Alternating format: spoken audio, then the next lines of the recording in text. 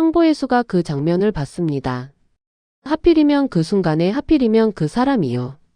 이게 어떤 장면이었냐면요.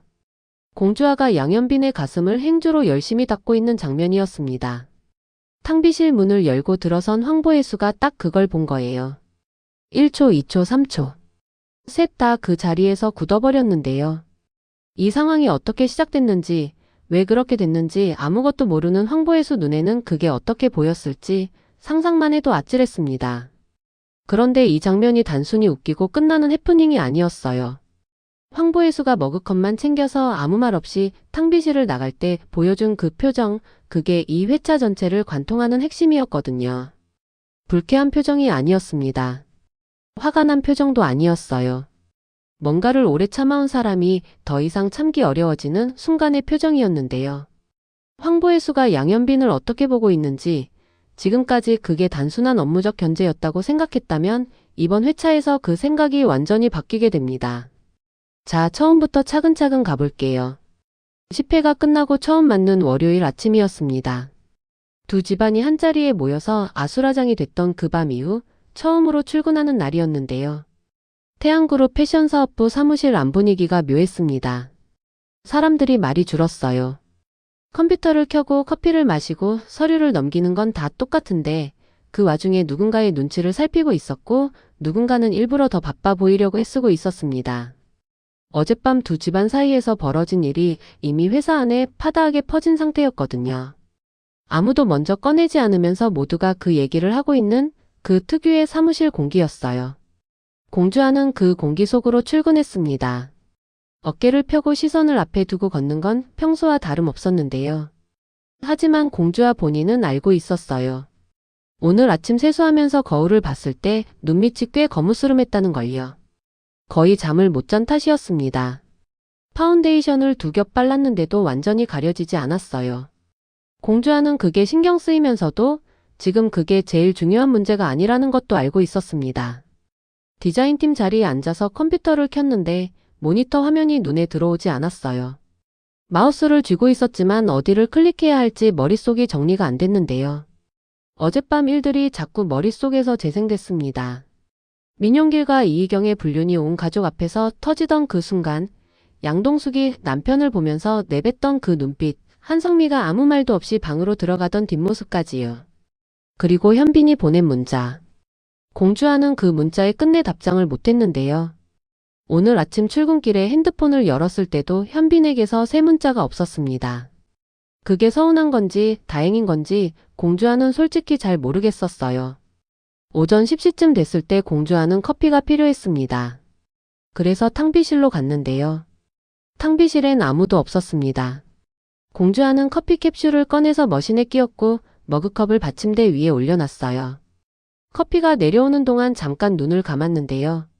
이 짧은 순간만이라도 아무 생각 없이 있고 싶었습니다. 그런데 탕비실 문이 열렸습니다. 공주아가 눈을 떴을 때 문 앞에 서 있던 건 양현빈이었는데요. 두 사람이 눈이 마주치는 순간 공주아가 들고 있던 머그컵이 기울어졌습니다. 정확히는 손에 힘이 빠지면서 머그컵을 놓쳤는데요. 막 내려진 커피가 쏟아졌고 하필이면 그 방향이 현빈 쪽이었어요. 현빈의 흰 셔츠에 커피가 크게 번졌습니다. 공주아가 하고 소리를 질렀는데요. 반사적으로 옆에 있던 행주를 집어들었습니다. 그리고 역시 반사적으로 생각보다 행동이 앞서서 현빈의 셔츠를 닦기 시작했어요. 가슴 쪽에 커피가 크게 번진 부분을 꽤 열심히 닦고 있었는데요. 그 순간 탕비실 문이 또 열렸습니다. 황보혜수였습니다. 황보혜수가 문을 열고 들어서다가 그 장면을 봤는데요. 공주아가 현빈의 가슴 부분을 행주로 닦고 있는 장면이었습니다. 황보혜수는 문손잡이를 잡은 채로 그 자리에서 굳었어요. 공주아는 닦다가 고개를 들었다가 혜수와 눈이 마주쳤습니다. 현빈은 공주아와 혜수를 번갈아 봤어요. 1초, 2초, 3초가 흘렀는데요. 그 3초 동안 아무도 아무 말도 하지 않았습니다. 공주아가 가장 먼저 반응했는데요. 행주를 탁 내려놓고 두 걸음 뒤로 물러섰습니다. 뭔가를 설명해야 한다는 걸 알면서도 뭐라고 설명해야 할지 머릿속이 하얘졌어요. 현빈은 헛기침을 했습니다. 딱 한 번이었는데요. 그 헛기침이 이 상황에서 얼마나 아무 도움이 안 되는지는 본인도 알았을 겁니다. 황보혜수는 아무 말도 하지 않았습니다. 자기 머그컵을 집어들고 탕비실을 나갔는데요. 문이 닫히는 소리가 났습니다. 딸깍하고요. 문이 닫히고 나서 탕비실에 남겨진 공주아와 현빈은 서로를 봤다가 동시에 시선을 피했습니다. 공주아가 먼저 말했는데요. 커피를 쏟았어요. 현빈이 셔츠를 내려다봤습니다. 커피 얼룩이 크게 남아 있었는데요. 현빈이 말했어요. 알아. 그 두 글자였습니다. 짧았는데 어딘가 웃음기가 섞여 있었어요. 공주아는 그 반응이 예상 밖이어서 잠깐 현빈을 봤는데요. 현빈이 살짝 웃고 있었습니다. 최악의 상황인데 웃는 사람이라는 게 공주아는 순간 어이가 없어서 자기도 웃음이 새어 나올 뻔했어요. 억눌렀지만요. 공주아가 새 행주를 집어서 현빈에게 건넸습니다. 나머지는 이사님이 닦으세요. 그 한마디를 남기고 탕비실을 나왔는데요. 복도에 나와서 공주아는 가슴이 쿵쾅거리는 걸 느꼈습니다. 커피를 쏟은 것 때문인지, 현빈이 나타난 것 때문인지, 혜수가 그걸 봤기 때문인지, 아니면 그 셋이 다 합쳐진 이유 때문인지 알 수 없었는데요. 공주아는 빠른 걸음으로 자기 자리로 돌아갔습니다. 그리고 자리에 앉아서 생각했어요. 황보혜수의 표정이 자꾸 머릿속에 걸렸습니다. 화가 난 표정이었다면 오히려 더 단순했을 텐데 혜수의 표정은 그게 아니었거든요. 뭔가를 보고 싶지 않았는데 봐버린 사람의 얼굴일까요? 그 차이가 공주아에게 이상하게 마음에 걸렸습니다. 황보혜수가 사무실로 돌아왔을 때 머그컵을 책상에 내려놓는 순간 커피가 조금 넘쳤습니다. 손에 힘을 너무 줬거든요. 혜수는 그걸 보면서 손을 잠깐 내려다봤습니다. 그리고 티슈로 넘친 커피를 닦았는데요. 동작이 천천히 아주 꼼꼼하게 이루어졌어요. 넘친 커피 하나를 닦는데 필요한 것보다 훨씬 더 오래 걸렸는데요.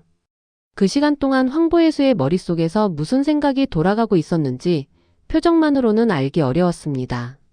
창 쪽으로 걸어갔습니다. 서울 도심이 내려다 보이는 창이었는데요. 혜수는 거기 서서 한동안 아래를 바라봤어요. 출근하는 사람들, 달리는 차들, 이 높이에서 보면 전부 작게 보이는 것들이었는데요. 혜수는 그 풍경을 보면서 뭔가를 정리하려는 것 같았습니다. 이 자리에서 황보혜수가 양현빈을 어떻게 보고 있는지가 처음으로 제대로 열립니다. 지금까지 황보혜수가 현빈에게 해온 것들, 서류를 들이밀며 공주아와의 관계를 정리하라고 했던 것, 현빈을 독대해서 압박하던 것들이 단순한 그룹 이사장으로서의 업무적 판단이었다고 보셨다면요. 그 생각이 이 씬에서 조금씩 달라지게 됩니다. 혜수와 현빈 사이에는 과거가 있었습니다. 현빈이 유학을 떠나기 전 10년도 훨씬 넘은 그 시절이었는데요. 어떤 성격의 인연이었는지는 아직 구체적으로 드러나지 않습니다. 다만 확실한 건 그 관계를 먼저 정리한 쪽이 황보혜수였다는 거예요. 그리고 그 이유가 감정이 없어서가 아니었다는 것도요. 두 집안 사정, 혜수 자신의 위치, 그리고 혜수가 가야 할 방향. 그 모든 것들이 혜수로 하여금 먼저 선을 긋게 만들었습니다. 그리고 현빈은 유학을 떠났어요. 혜수는 그게 자신이 정리한 관계라고 생각했는데요. 깔끔하게 끝냈다고 생각했습니다. 그런데 현빈이 돌아왔어요.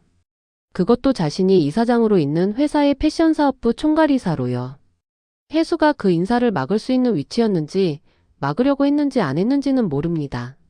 하지만 결과적으로 현빈은 같은 공간에 있게 됐고 혜수는 매일 그 사람을 마주해야 하는 상황이 됐어요. 그것만으로도 이미 충분히 어려운데 현빈에게는 공주아가 있었습니다. 황보혜수는 서랍을 열었습니다. 안쪽 깊숙한 곳에 오래된 명함이 하나 있었는데요. 꺼냈습니다. 두꺼운 명함이었고 가장자리가 낡아 있었어요. 앞면은 현빈의 이름과 연락처가 적혀 있었는데 혜수가 보는 건 뒷면이었습니다. 뒷면엔 현빈의 필체로 짧은 메모가 적혀 있었는데요. 내용은 보이지 않았습니다. 다만 혜수가 그 메모를 보는 눈빛이 아주 오래된 걸 보는 사람의 눈빛이었어요. 혜수가 그 명함을 서랍에 다시 넣으면서 혼자 중얼거렸는데요. 아주 낮게 거의 혼잣말처럼요. 그때 제대로 말이라도 할걸. 그 한마디였습니다. 그게 어떤 맥락의 말인지, 그때가 언제인지, 무슨 말을 했어야 했는지는 설명이 없었어요. 하지만 그 한마디에 황보혜수가 오래 혼자 감당해 온 것들의 무게가 다 담겨 있었습니다. 혜수는 자리에 앉아서 핸드폰을 들었습니다. 아버지에게 전화를 걸었는데요. 태양그룹 회장 황보혜수의 아버지였습니다. 전화가 연결됐고 혜수가 말했어요. 아버지, 패션사업부 이 사건으로 드릴 말씀이 있어요. 목소리가 차분했습니다. 흔들리는 게 전혀 없는 목소리였는데요. 이 전화가 무엇을 향한 건지, 현빈을 겨냥하는 건지, 아니면 자기 자신을 다잡으려는 건지 알 수 없었어요. 혜수는 말을 이어갔는데 내용은 들리지 않았습니다. 전화가 끝나고 혜수가 핸드폰을 내려놓는 순간 눈을 감았습니다. 딱 3초만요. 그 3초 안에 혜수가 얼마나 많은 걸 누르고 있는지, 그 차분한 목소리가 얼마나 많은 걸 덮고 있는 건지가 그 3초에 다 담겨 있었어요. 황보혜수는 이 이야기에서 가장 복잡한 사람입니다. 공주아처럼 감정을 드러내지도 않고 현빈처럼 직진으로 행동하지도 않아요. 혜수는 전부 혼자 안에서 처리합니다. 그게 혜수가 지금까지 살아온 방식이었고 이 회차에서 그 방식이 처음으로 금이 가기 시작하는데요. 그 금이 언제 어디서 터질지가 이 이야기의 또 다른 축이 됩니다. 이 씬은요, 분명히 말씀드리는데 이번 회차에서 제일 웃깁니다. 그러면서 제일 씁쓸한 장면이기도 했는데요. 낮이었습니다. 공명정대한의원에서 그리 멀지 않은 골목에 편의점이 하나 있었는데요. 공대한이 그 편의점으로 들어가려다가 편의점 앞에 세워진 낯선 차를 봤습니다.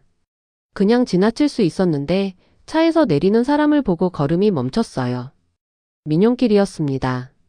어젯밤은 가족 앞에서 이희경과의 불륜이 터진 바로 그 민용길이었는데요. 공대한의 아내 한성미를 불륜녀로 오해받게 만들었던 사건과도 실타래처럼 얽혀있는 그 사람이 하필이면 이 편의점 앞에 있었습니다. 그것도 컵라면을 사러 온 것처럼 태연하게요. 두 사람의 시선이 마주쳤습니다.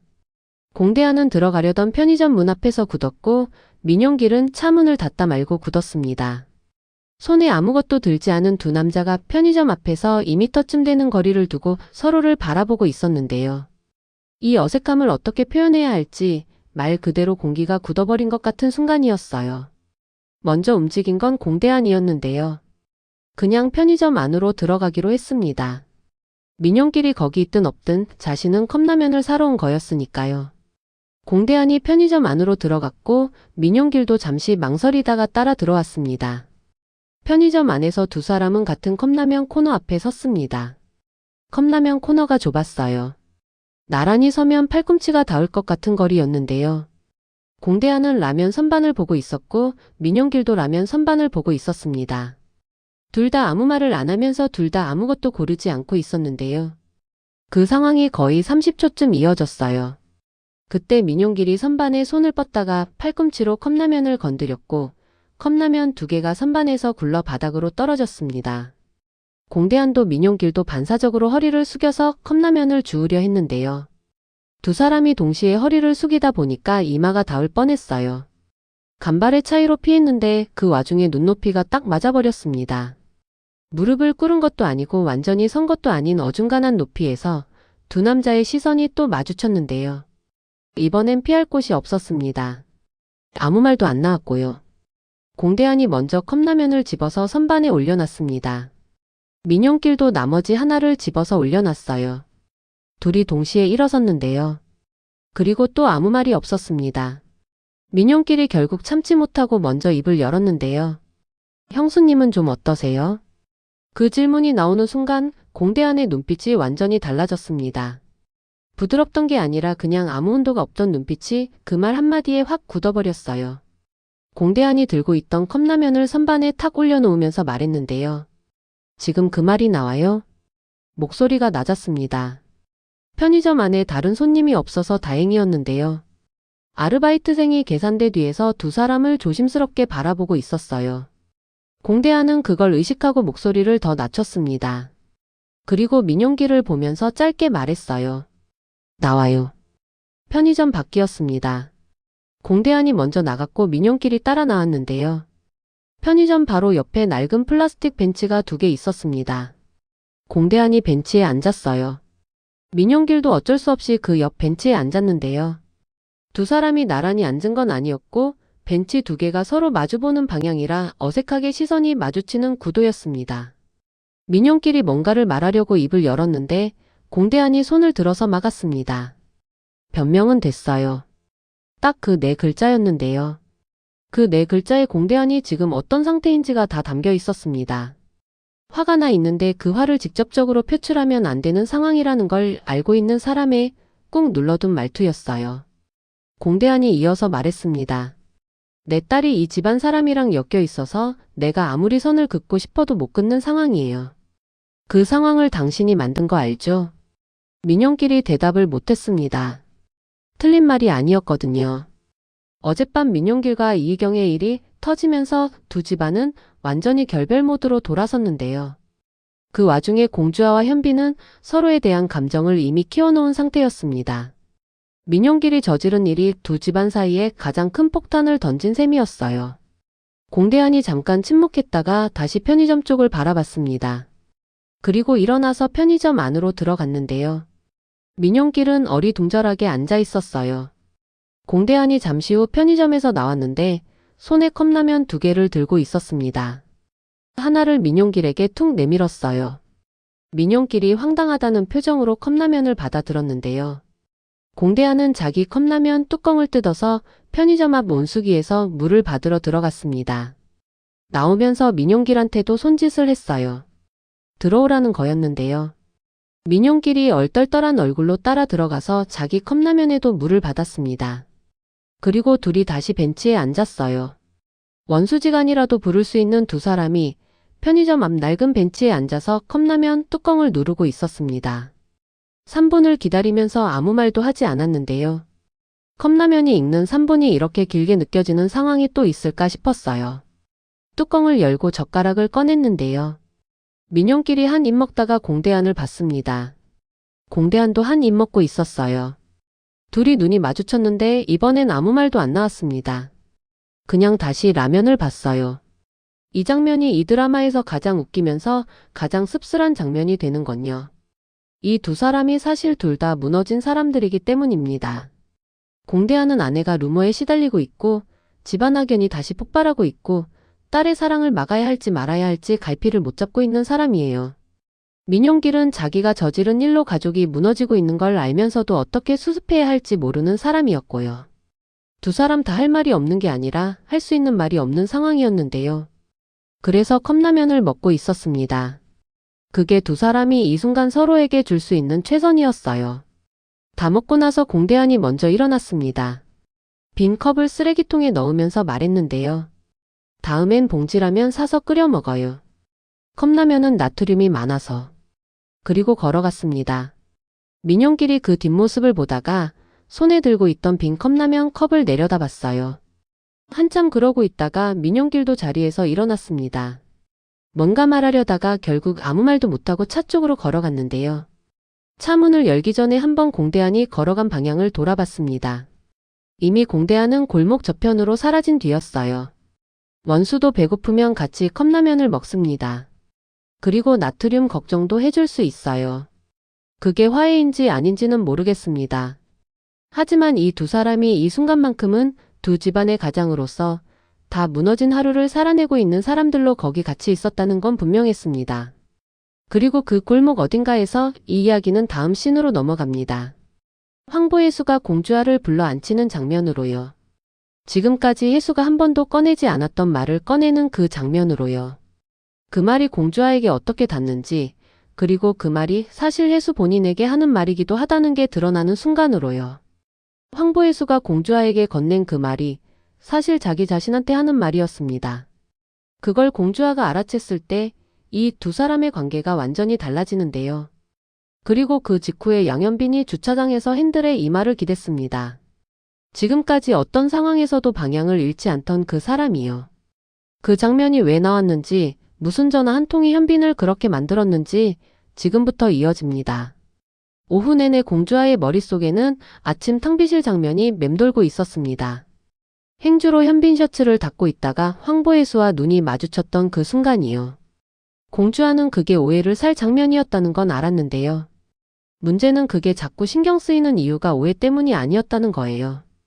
해수의 표정이 계속 머릿속에 걸렸습니다. 불쾌한 표정이 아니었어요. 화가 난 것도 아니었고요. 공주와는 그 표정을 뭐라고 딱 잘라 설명할 수가 없었는데 굳이 가장 가까운 단어를 찾자면 익숙한 아픔을 또 마주친 사람의 표정이라고 해야 할까요? 처음 보는 게 아니라서 놀라지는 않는데 그렇다고 익숙해졌다고 하기도 어려운 그 표정이요. 공주아가 자리에서 일어났습니다. 해수의 사무실 쪽으로 걸어가면서 공주아는 사실 몇 번 멈출 뻔했어요.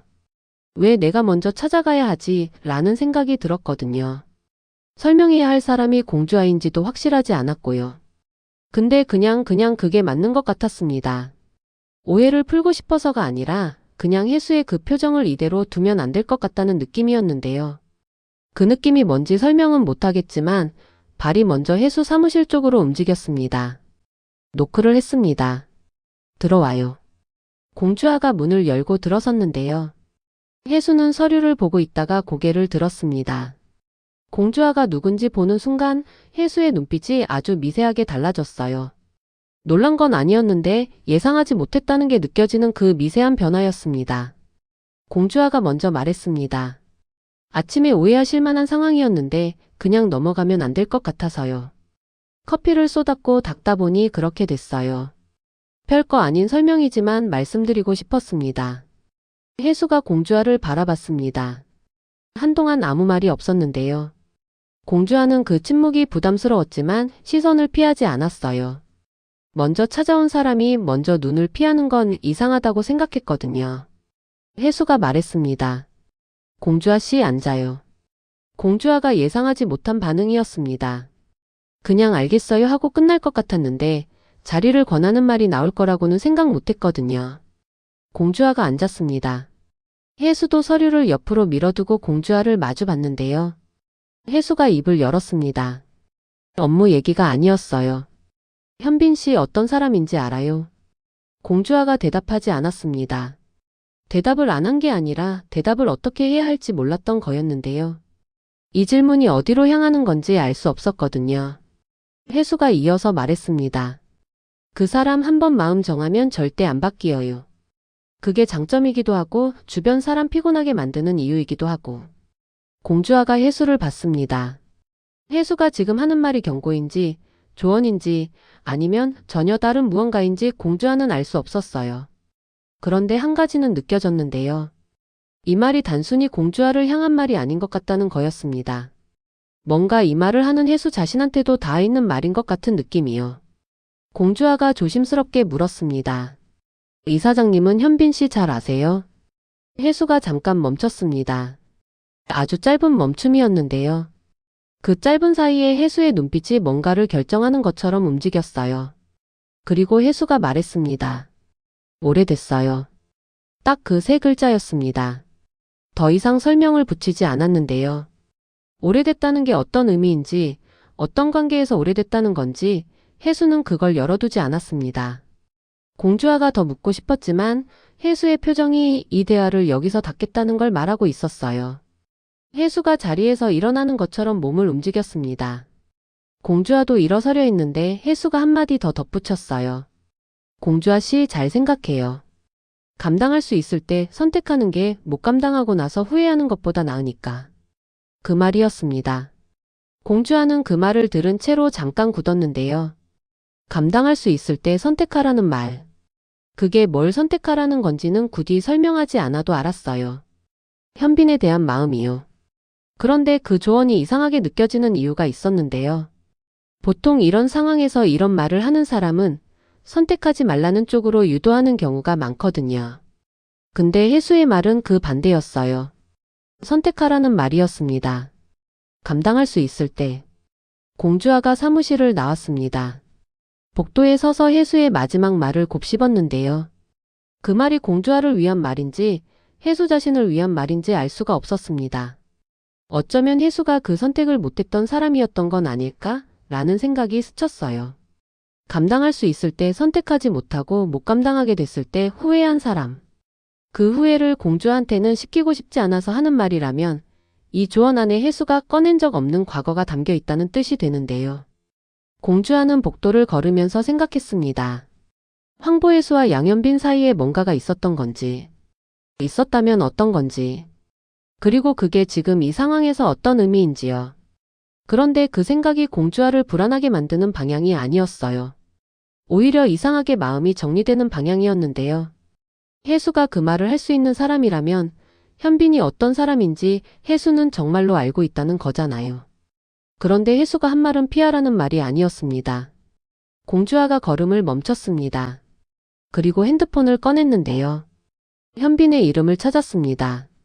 전화 버튼 위에 손가락을 올렸다가 잠시 멈췄어요. 그리고 전화 대신 문자를 눌렀습니다. 오늘 퇴근 몇 시예요? 보내고 나서 핸드폰을 주머니에 넣었는데요. 공주아는 그 문자가 얼마나 단순해 보이는지 알면서도 그 단순한 문자를 보내는데 하루가 걸렸다는 것도 알고 있었습니다. 현빈이 퇴근 준비를 마친 건 저녁 7시가 조금 넘은 시간이었습니다. 오늘 하루가 길었는데요. 탕비실 해프닝부터 시작해서 오후 내내 처리해야 할 업무들, 팀 안팎으로 새어나오는 잡음들까지요. 현빈은 그것들을 하나씩 정리하면서 버텼는데 그 버팀의 끝에 공주아의 문자가 와 있었습니다. 오늘 퇴근 몇 시예요? 현빈이 그 문자를 읽는 순간 오늘 하루가 조금 가벼워지는 것 같았어요. 공주아가 먼저 문자를 보낸 게 처음이었거든요. 현빈은 답장을 바로 보냈습니다. 지금 내려가는 중. 그리고 외투를 들고 사무실을 나왔는데요. 엘리베이터를 타고 지하 주차장으로 내려갔습니다. 차 쪽으로 걸어가면서 핸드폰을 확인하는데 공주아에게서 답장이 왔어요. 아, 저 아직 좀 남았어요. 먼저 가세요. 현빈이 피식 웃었습니다. 왜 물어본 거야? 라는 생각이 들면서도 기분이 나쁘지 않았어요. 그냥 퇴근 시간을 확인한 거라도 그게 공주아가 먼저 보낸 문자라는 사실 자체가 현빈한테는 뭔가를 의미하는 것 같았거든요. 현빈이 차키를 꺼내려고 재킷 주머니에 손을 넣는 순간 핸드폰이 울렸습니다. 문자가 아니라 전화였는데요. 화면을 봤습니다. 차세리였습니다. 현빈의 손이 잠깐 멈췄어요. 차세리가 직접 전화를 거는 경우는 드물었거든요. 주로 문자로 지시하거나 아버지 양동익을 통해 메시지를 전달하는 방식이었는데요. 직접 전화를 건다는 건 차세리가 뭔가를 급하게 전달하려 한다는 신호였습니다. 그게 좋은 내용일 리 없다는 것도 현빈은 경험으로 알고 있었어요. 전화를 받았습니다. 차세리의 목소리가 들렸는데요. 평소에 차세리보다 낮고 또렷했습니다. 감정을 전부 걷어낸 목소리, 완전히 계산된 상태에서 말하는 사람의 목소리였어요. 차세리가 말했습니다. 한성미와 관련된 사진을 갖고 있다고요. 몇 달 전에 커뮤니티에 유포했던 그 사진과는 다른 전체 사진이라고 했는데요. 그걸 이번엔 언론에 넘길 거라고 했습니다. 커뮤니티 유포 정도가 아니라 정식 언론 보도라는 얘기였어요. 한성미가 어떤 피해를 입게 될지는 굳이 설명하지 않아도 알 수 있었습니다. 그리고 차세리가 마지막으로 덧붙였는데요. 현빈아, 공주아 씨랑 관계 정리해. 그러면 사진 안 써. 전화가 끊겼습니다. 현빈은 그 자리에 서 있었어요. 주차장이었는데 퇴근 시간이 지나서 차들이 빠져나가고 난 뒤라 거의 텅 비어 있었습니다. 현빈 혼자 그 넓은 주차장 한가운데 서 있는 것 같았는데요. 핸드폰을 손에 쥔 채로 아무것도 하지 않았어요. 지금까지 차세리가 여러 번 압박을 해왔습니다. 현빈이 공주아 편에 서는 걸 막으려 했고 두 집안 관계에서 차세리 자신의 편에 서도록 유도했어요. 현빈은 그때마다 흔들리지 않았는데요. 차세리의 말이 아무리 날카로워도 현빈은 자기가 어디를 향해 가야 하는지 알고 있었거든요. 그런데 이번엔 달랐습니다. 이번에 차세리가 꺼낸 건 현빈이 아니라 한성미였어요. 공주아의 어머니요.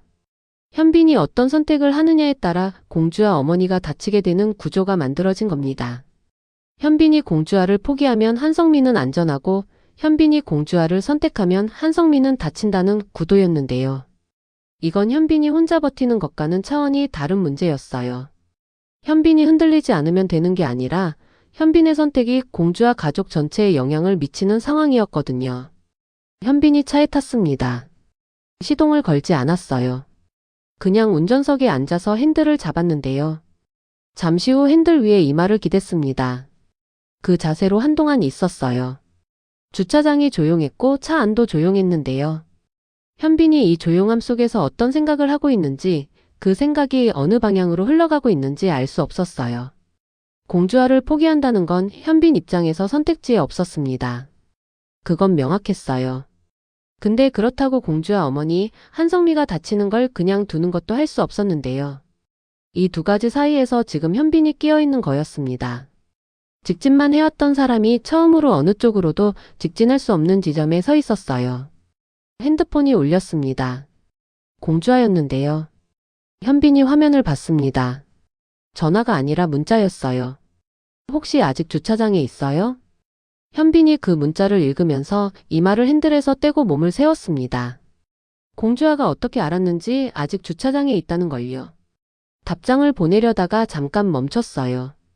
지금 공주아를 만나면 이 표정을 숨길 수 있을지 자신이 없었거든요. 현빈은 공주아 앞에서 흔들리는 걸 보여주고 싶지 않았는데요. 그게 공주아를 보호하고 싶은 마음인지 아니면 자존심인지 지금은 구분이 안 됐어요. 현빈이 답장을 보냈습니다. 응, 왜? 그리고 사이드 미러를 봤습니다. 주차장 입구 쪽에서 공주아가 걸어오고 있었는데요. 현빈이 시동 버튼에서 손을 뗐습니다. 차 창문을 내렸어요. 공주아가 현빈 차 옆에 서서 창문 너머로 현빈을 봤는데요. 잠깐 말이 없었습니다. 공주아가 현빈의 얼굴을 보는 순간 뭔가 달라는 걸 느꼈거든요. 평소의 현빈이 아니었어요. 뭔가가 빠져나간 것 같은 정확히 표현하기 어려운 그 다름이었는데요. 공주아는 무슨 일인지 묻지 않았습니다.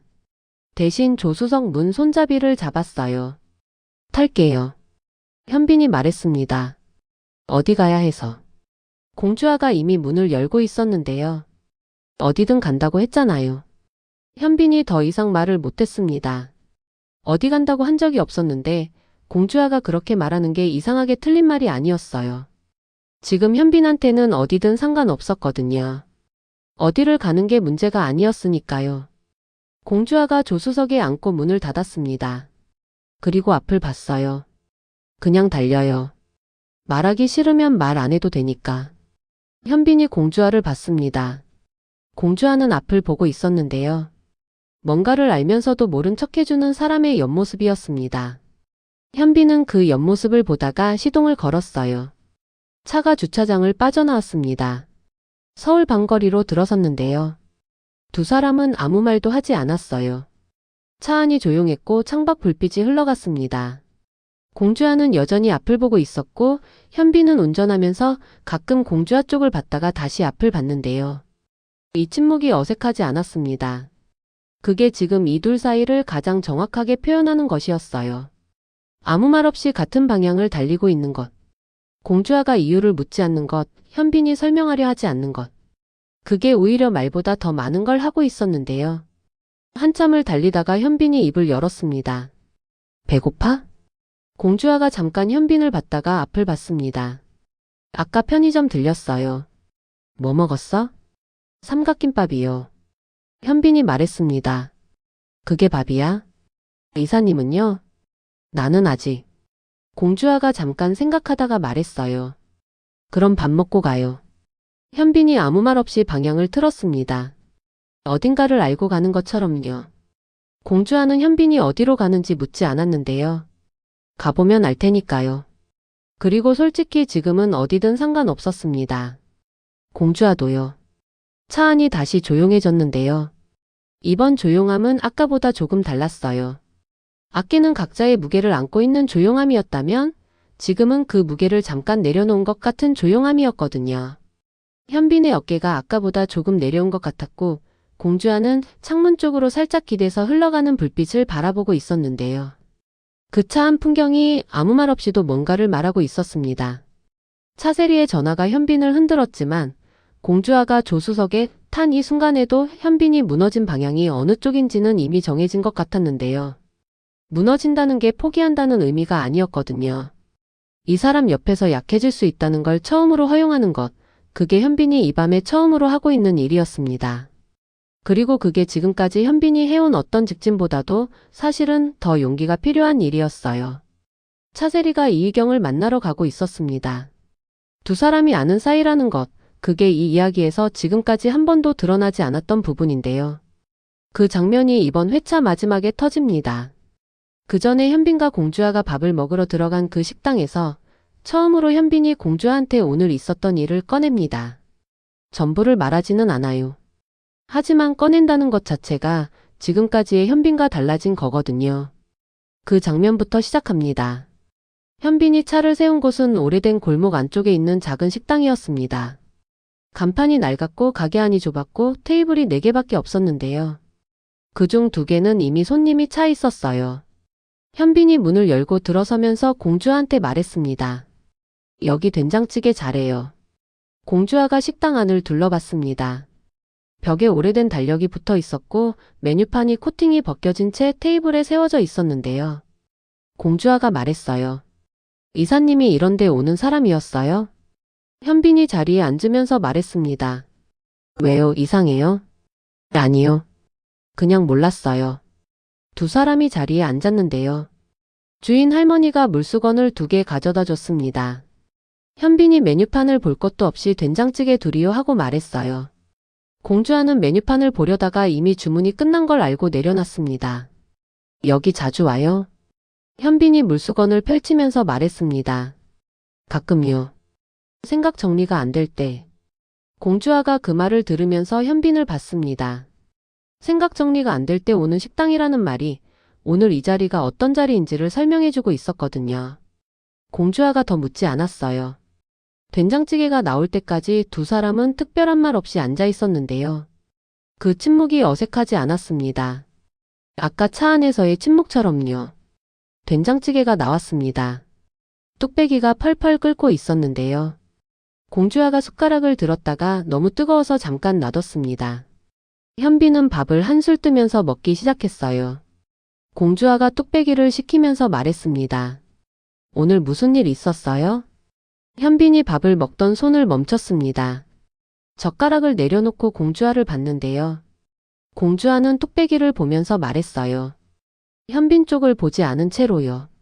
말하기 싫으면 안 해도 된다고 했는데 그래도 물어보고 싶었어요. 현빈이 잠시 아무 말도 안 했습니다. 공주아는 기다렸어요. 재촉하지 않았는데요. 그냥 뚝배기가 식기를 기다리는 것처럼 현빈이 말할 준비가 되기를 기다렸습니다. 현빈이 입을 열었습니다. 차세리한테 전화가 왔어요. 공주아가 뚝배기에서 시선을 들어 현빈을 봤습니다. 현빈은 공주아를 보면서 말했는데요. 어머니 사진을 언론에 넘기겠다고 했어요. 나한테 선택하라고. 공주아가 말이 없었습니다. 그 말이 의미하는 게 뭔지 바로 알아들었거든요. 차세리가 꺼낸 사진이 어떤 사진인지, 그리고 차세리가 요구하는 선택이 뭔지요. 공주아의 표정이 굳었는데요. 분노인지 당혹인지 알 수 없었어요. 아니, 둘 다였는데 어느 쪽이 더 센지 자기도 모르는 것 같았습니다. 현빈이 말을 이었습니다. 말하려던 게 아니었어요. 근데 거기서 말이 끊겼는데요. 현빈이 잠깐 시선을 내렸다가 다시 공주아를 봤습니다. 오늘 당신이 차에 탄 거잖아요. 그러니까. 그게 문장이 완성된 건지 아닌지 알 수 없는 말이었는데요. 현빈이 끝을 맺지 않았어요. 하지만 공주아는 그 말이 무슨 뜻인지 알았습니다. 공주아가 차에 탄 것 때문에 현빈이 말을 꺼낸 거였어요. 혼자 감당하려고 했는데 공주아가 옆에 앉아버린 바람에 혼자 감당하는 게 안 됐다는 말이었거든요. 공주아가 숟가락을 들었습니다. 뚝배기 된장찌개를 한 입 떴는데요. 아직 조금 뜨거웠지만 먹을 수 있을 정도였어요. 한 입 먹고 나서 말했습니다. 저한테 선택하라고 하면요. 현빈이 공주아를 봤습니다. 전 이미 했는데요. 공주아가 뚝배기를 보면서 담담하게 말했어요. 현빈이 그 말을 듣는 순간 뭔가가 풀리는 것 같았는데요. 어깨에 잔뜩 올라가 있던 무게가 조금 내려가는 느낌이었습니다. 공주아가 계속 말했어요. 엄마는 제가 지킬 거예요. 차세리 씨가 어떤 사진을 갖고 있는지는 모르겠지만 엄마 일은 제가 알아서 할 수 있어요. 이사님이 그 때문에 선택을 바꿔야 한다고 생각하면 그건 제가 싫어요. 현빈이 한참 공주아를 봤습니다. 공주아는 여전히 뚝배기를 보면서 밥을 먹고 있었는데요. 이 사람이 보여주는 방식이 늘 이랬습니다. 크게 말하지 않고 드라마틱하게 표현하지 않고 그냥 된장찌개를 먹으면서 이 말을 하는 거예요. 그게 현빈은 오히려 더 크게 느껴졌어요. 조용히 단단한 사람이라는 게 이런 순간에 보이는 거거든요. 현빈이 다시 젓가락을 들었습니다. 그리고 말했어요. 찌개 식기 전에 먹어요. 공주아가 현빈을 봤습니다. 현빈이 된장찌개를 먹고 있었는데요. 공주아도 다시 숟가락을 들었어요. 두 사람이 아무 말 없이 밥을 먹었습니다. 뚝배기가 끓는 소리, 숟가락 소리, 주방에서 들리는 소리들이 식당을 채웠는데요. 그 평범한 소리들 사이에서 두 사람이 오늘 밤 이 자리에서 무언가를 확인했다는 건 분명했습니다. 말로 확인한 게 아니었어요. 된장찌개를 같이 먹으면서 차세리가 뭘 들이밀어도 흔들리지 않을 거라는 걸 두 사람이 각자의 방식으로 확인한 거였습니다. 밥을 다 먹고 나서 계산을 하는데 현빈이 먼저 카드를 꺼냈어요. 공주아가 지갑을 꺼내려다가 말았습니다. 오늘은 그냥 현빈이 내는 거 받기로 했는데요. 왜 그랬냐고 물으면 공주아도 딱 설명하기 어렵지만 오늘 이 밥은 현빈이 사는 게 맞는 것 같았어요. 오늘 현빈이 처음으로 말을 꺼낸 날이었으니까요. 식당을 나오면서 공주아가 말했습니다. 여기 된장찌개 진짜 맛있네요. 현빈이 대답했어요. 그러니까 생각 정리가 됩니다. 공주아가 피식 웃었는데요. 현빈도 웃었습니다. 밤 골목이 좁았고 두 사람이 나란히 걸었는데요. 어깨가 닿을 듯 말 듯 한 거리였습니다. 공주아가 그 거리를 의식했는데 좁히지도 넓히지도 않은 채 그냥 걸었어요. 현빈도 마찬가지였고요. 차가 있는 쪽으로 걸어가는 내내 아무 말이 없었는데요. 그 침묵이 이번엔 아까와 또 달랐습니다. 아까가 각자의 무게를 내려놓은 침묵이었다면 지금은 뭔가를 조심스럽게 다루는 침묵이었어요.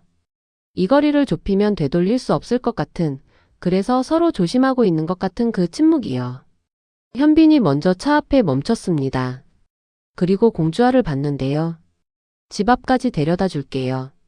공주아가 잠깐 현빈을 봤다가 고개를 끄덕였습니다. 고마워요. 두 사람이 차에 탔습니다. 이번엔 아까보다 좀 더 가벼운 공기였는데요. 차가 골목을 빠져나가면서 현빈이 라디오를 켰습니다. 조용한 노래가 흘러나왔어요. 공주아가 창밖을 보다가 눈을 살짝 감았는데요. 피곤했던 하루가 그제야 몸으로 느껴지는 것 같았습니다. 현빈은 공주아가 눈을 감은 걸 보면서 아무 말하지 않았어요. 그냥 달렸습니다. 공주아네 집 앞에 차가 섰습니다. 공주아가 눈을 뜨면서 창밖을 봤는데요. 어느새 도착해 있었습니다. 안전벨트를 풀면서 현빈한테 말했어요. 들어가요. 그 말이 인사인지 다른 뭔가인지 알 수 없는 말이었는데요. 현빈이 말했습니다. 응. 공주아가 차 문을 열고 내렸어요. 문을 닫기 전에 현빈 쪽을 한번 봤는데요. 현빈이 공주아를 보고 있었습니다. 서로 한 박자 보다가 공주아가 문을 닫았어요. 차가 출발했는데요. 공주아는 차가 골목을 빠져나갈 때까지 그 자리에 서 있었습니다. 그리고 집으로 걸어가면서 오늘 혜수가 했던 말이 다시 떠올랐어요. 감당할 수 있을 때 선택하라는 말이요. 공주아는 그 말을 이제 좀 알 것 같았습니다. 감당할 수 없어지기 전에 선택하라는 게 아니라 감당할 마음이 생겼을 때 선택하라는 말이었던 거였어요. 공주아는 지금 그 마음이 있었습니다. 같은 시각 차세리는 낯선 건물 앞에 서 있었습니다. 태양그룹 근처도 양지바르나니언 근처도 아닌 곳이었는데요. 서울 외곽에 가까운 조용한 동네였습니다. 차세리가 이 건물을 알고 있다는 것 자체가 이미 심상치 않았어요. 처음 와본 것 같은 사람의 낯설미 없었거든요. 어느 층인지도 알고 있는 것처럼 엘리베이터 버튼을 눌렀고 복도를 걸어가는 방향도 망설임이 없었습니다. 특정 호수 앞에 멈췄습니다. 벨을 눌렀는데요. 잠시 후 문이 열렸습니다. 이희경이었습니다. 공대안의 아내 민용길과의 불륜이 온 가족 앞에서 터진 바로 그 이희경이요. 이희경이 문을 열고 차세리를 봤는데요. 놀란 표정이 아니었습니다. 기다리고 있었던 것처럼 올 줄 알았던 것처럼 차세리를 맞았는데요. 그게 이미 두 사람이 이런 만남이 처음이 아니라는 걸 말해주고 있었습니다. 이희경이 문을 열어줬고 차세리가 들어왔어요. 좁은 집이었습니다. 이희경이 공대안과 따로 쓰는 공간인 것 같았는데요. 짐이 많지 않았고 생활하는 흔적보다 숨어있는 흔적에 가까운 공간이었어요. 이희경이 차세리한테 앉으라고 손짓했는데요. 차세리는 앉지 않았습니다. 서서 이희경을 봤어요. 차세리가 먼저 말했습니다. 이제 우리가 직접 나설 때가 된 것 같아요. 이희경이 차세리를 봤습니다. 표정이 복잡했는데요. 두려운 것 같기도 하고 이미 각오한 것 같기도 하고 그 두 가지가 동시에 있는 얼굴이었어요. 이희경이 말했습니다. 지금 상황에서 더 건드리면 우리 둘 다 다쳐요. 차세리가 짧게 웃었습니다. 유쾌한 웃음이 아니었는데요. 이미 다쳤잖아요. 지금 와서 조심하는 게 무슨 의미가 있어요. 이희경이 대답을 못했습니다. 틀린 말이 아니었거든요. 어젯밤에 이미 다 터진 상황이었어요. 민용길과의 일이 공론화됐고 공대항과의 관계도 회복이 될지 알 수 없는 상태였고 이희경이 서 있는 자리가 지금 어디인지 이희경 본인도 정확히 알지 못하는 상태였습니다. 차세리가 핸드백에서 봉투를 꺼냈습니다. 이희경에게 내밀었는데요. 이희경이 받아들었습니다. 봉투를 열었는데요. 안에서 종이 몇 장이 나왔어요. 이희경이 읽기 시작했는데 읽는 도중에 손이 멈췄습니다. 눈이 한 줄에서 잠깐 고정됐어요. 그리고 다시 내려갔는데 다 읽고 나서 이희경이 종이를 내렸습니다. 이걸 어디서 났어요? 차세리가 말했습니다.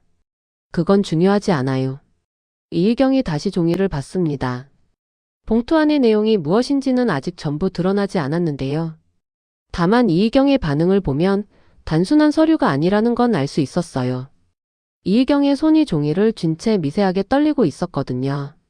차세리가 이어서 말했어요. 이희경 씨, 나는 처음부터 당신 편이 아니에요. 그건 알고 있죠? 이희경이 고개를 들었습니다. 그럼 왜 이걸 나한테 가져온 거예요? 차세리가 잠깐 이희경을 봤습니다. 그리고 말했어요. 당신이 알아야 내가 원하는 걸 당신도 원하게 되니까요. 그 말이 무슨 의미인지, 차세리가 원하는 게 뭔지, 이희경이 봉투 안의 내용을 알게 됐을 때 어떤 선택을 하게 되는 건지 아직 다 드러나지 않았습니다. 하지만 차세리와 이희경이 같은 방향을 보게 되는 구도가 만들어지고 있다는 건 분명했는데요. 그게 두 집안에 어떤 파장을 일으킬지가 이 이야기의 다음 폭탄이었습니다. 차세리가 돌아서며 마지막으로 말했습니다. 3일 줄게요. 그 안에 결정해요. 차세리가 문 쪽으로 걸어갔습니다. 이희경은 봉투를 손에 쥔 채 그 뒷모습을 바라봤는데요. 아무 말도 하지 않았어요. 차세리가 문을 열고 나갔습니다. 복도를 걸어가면서 엘리베이터 버튼을 눌렀는데요. 기다리는 동안 차세리의 표정이 처음으로 풀렸습니다. 관리된 표정이 아니라 아주 잠깐 진짜 감정이 올라오는 얼굴이었는데요.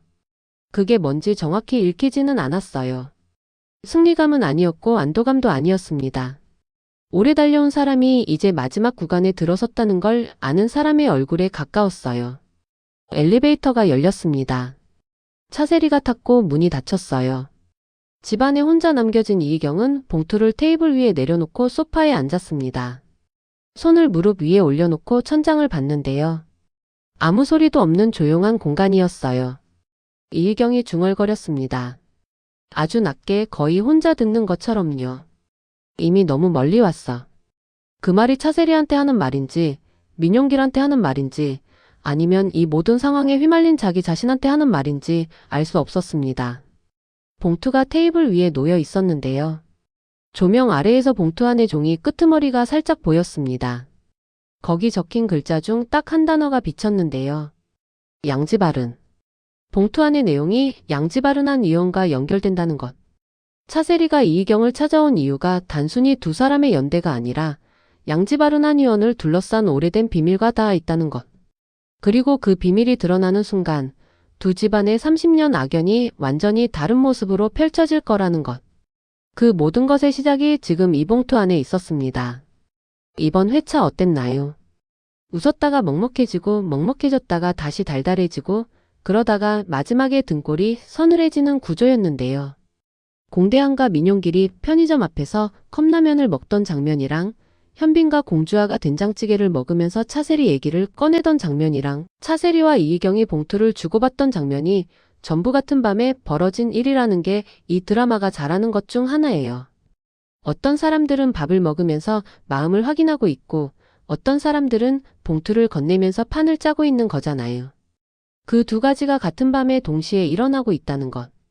양지바른이라는 글자가 비쳤을 때 봉투 안에 뭐가 있는 건지, 차세리가 이희경한테 원하는 게 정확히 뭔지, 그리고 3일 안에 이희경이 내리는 결정이 어떤 결정인지가 다음 회차의 핵심입니다. 그게 공주아와 현빈한테 어떤 방식으로 도달하는지도요. 다음 회에서 이어집니다.